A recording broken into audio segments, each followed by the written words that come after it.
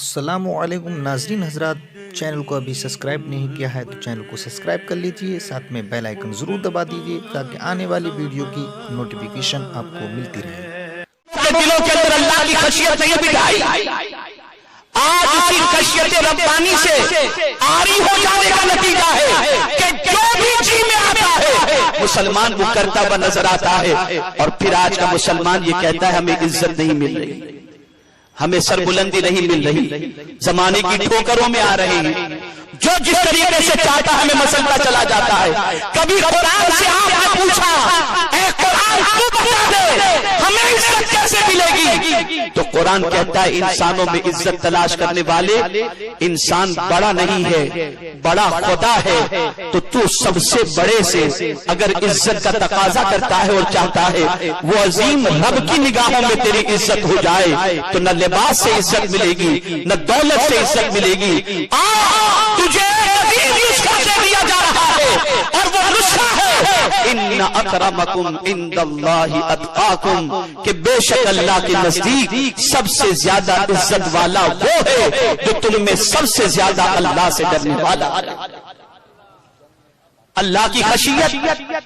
اللہ کا ڈر، اللہ کا خوف۔ میرے پیارے آقا صلی اللہ علیہ وسلم کے پیارے دیوانوں، رسول گرامی وقار صلی اللہ علیہ وسلم نے صحابہ کے دل و دماغ کے اندر اس طریقے سے بٹھا دیا تھا کہ صحابہ کرام علیہم الرضوان کسی بھی گوشے میں ہوتے، کسی بھی جگہ پر ہوتے، اپنے رب سے ڈرا کرتے۔ ہم نے یہ تو اپنے بچوں کو سمجھایا، معاشرے کے انسانوں کو سمجھایا، دیکھو بہت سے ڈرتے رہنا، بہت کا خیال کرنا، ورنہ چوک چلی جائے گی، نوکری چلی جائے گی۔ لیکن کبھی ہم نے یہ نہیں سکھایا کہ بیٹے اللہ سے ڈرتے رہنا، ورنہ یاد رکھو اللہ سے نہیں ڈرو گے تو عزت بھی چلی جائے گی، وقار بھی مجروح ہوگا اور دولت سے محروم بھی کر دیے جاؤ گے۔ یہ ہم نے نہیں سکھایا، یہ ہماری پہلی تعلیم تھی۔ اصلاح کا سب سے عظیم طریقہ یہی تھا، یہی وجہ ہے کہ آپ جانتے حضرت عبید ابن عمیر رضی اللہ تعالی عنہ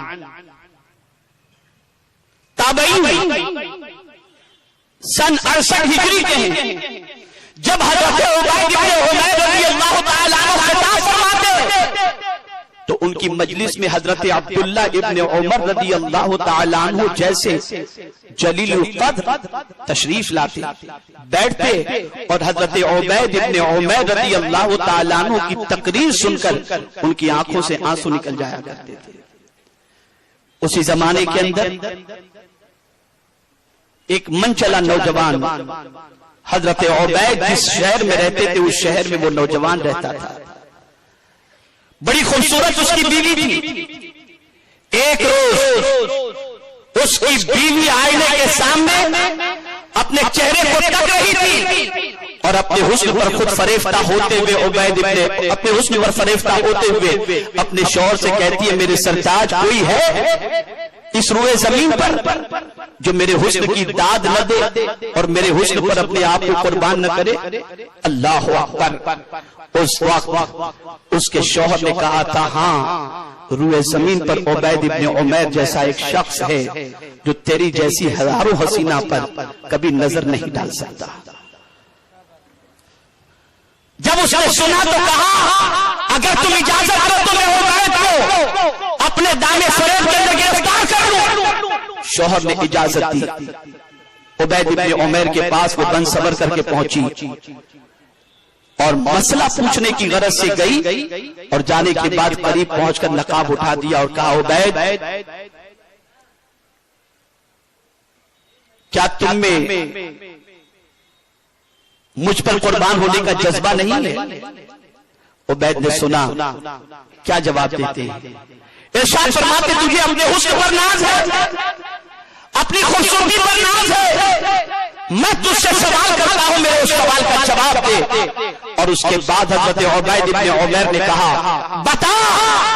تیرے نفس کے اندر جو اس وقت شیطانی خیالات موجود ہیں،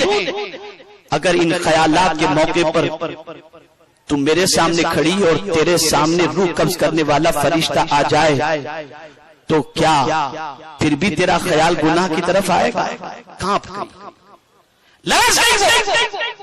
اور برجستہ کہنے لگی عبید میرے دل کے اندر یہ خیال نہیں آ سکتا. عبید نے کہا پھر اس اللہ سے ڈر جو جب چاہے تیری روح کو پرواز کروا سکتا ہے. اتنا سننا تھا وہ روٹی بھی وہاں سے گئی اور اس کے بعد کبھی اپنے